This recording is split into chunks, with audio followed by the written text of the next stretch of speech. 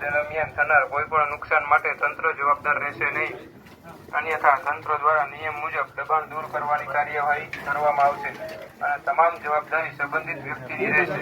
આથી સર્વેને તંત્રને સહકાર આપવા તથા કાયદાનું પાલન કરવા વિનંતી। સર્વે સંબંધિત કબજેદારો તથા